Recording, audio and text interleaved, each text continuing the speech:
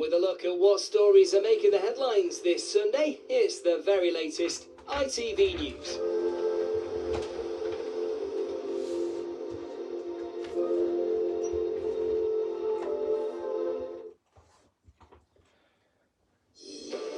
Claims Iran has rejected fresh talks with the US as Trump threatens further action. With the Strait of Hormuz still shut, the president now claims US Marines have taken control of an Iranian vessel. Here it's crunch time for the PM as he's set to face MPs over the Mandelson vetting round. And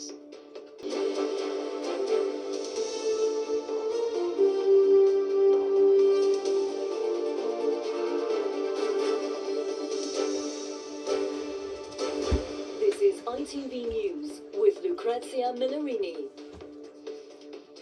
good evening. Any hopes for peace in the Middle East were dealt a blow tonight as Iran have reportedly rejected a second round of talks aimed at ending the war, blaming what they called excessive demands from Washington, as well as the ongoing blockade by the US of Iran's ports.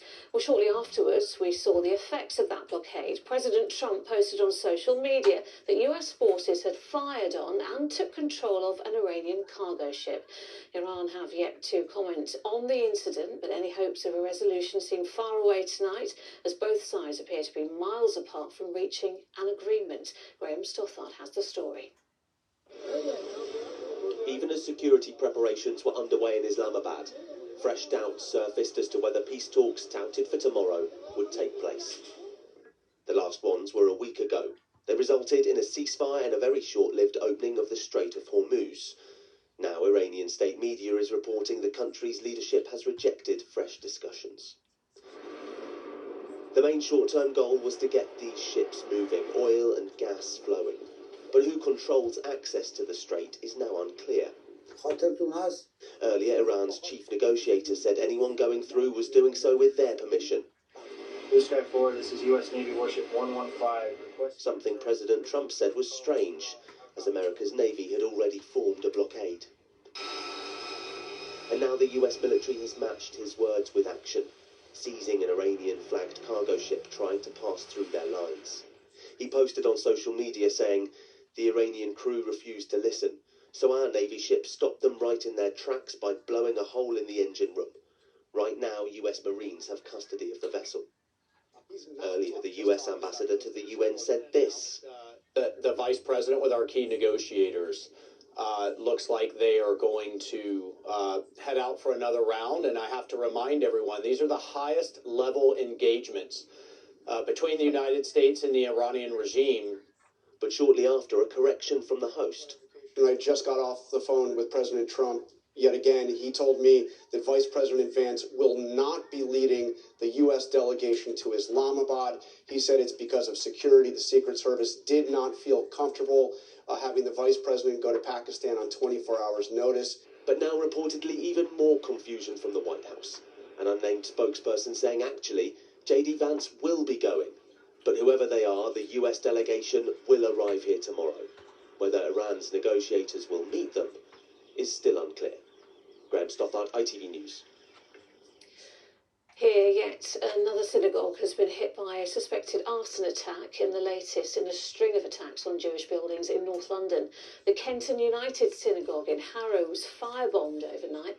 It's the third incident targeting Jewish property in the last week. Police said they are investigating potential links to an Iran-linked Islamist group. We will not tolerate activity that seeks to intimidate and harm our communities. You will not succeed in creating division and hate. And the people who conduct that violence often have little or no allegiance to the cause and are taking quick cash for their crimes. Sir Keir Starmer will face MPs tomorrow to answer questions over what he knew about the Peter Mandelson vetting row. It's after it emerged Mandelson failed his security vetting before becoming US ambassador. Ministers defending the PM said he would have blocked the appointment had he been aware. Our political reporter Jasmine Cameron-Chilishi is here now. And Jasmine, a crucial week ahead for the PM. That's right. So as you say, we're expecting to hear from the Prime Minister tomorrow. He will clarify what he knew and when.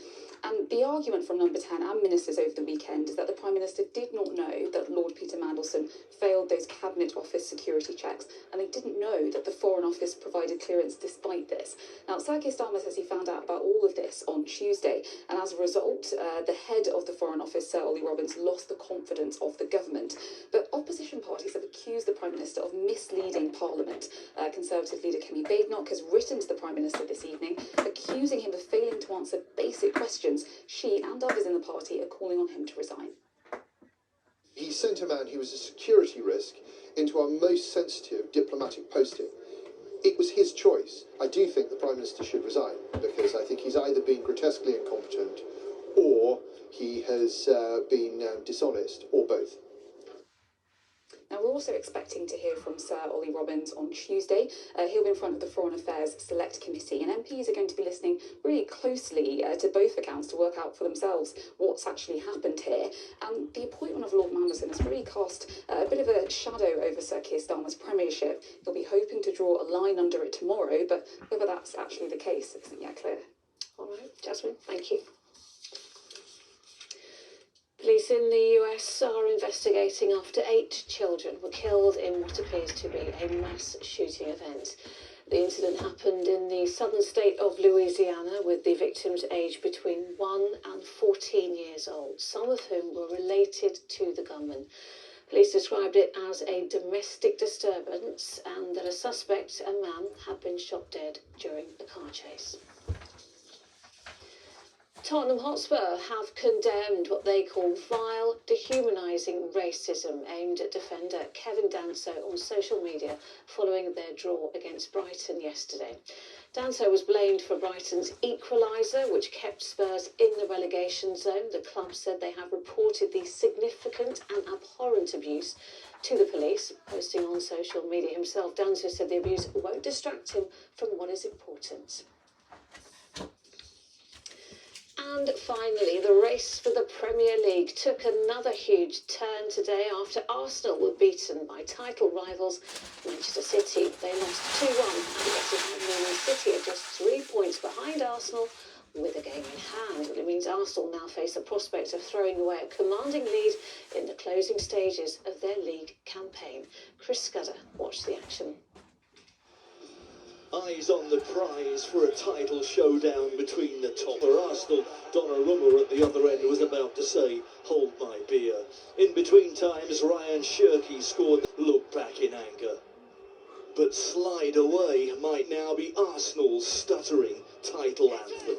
Oh, it's hitting inside of the post. Where inches could make all the difference. Gabriel against the post. With the stakes so high, tension. But whatever Arsenal tried, the ball would just not go in. A 10-point lead at the top last month is now down to only 3, and those... All the drama, and that is it from us. The weather is next, but from all of us here on the Weekend Team, bye-bye.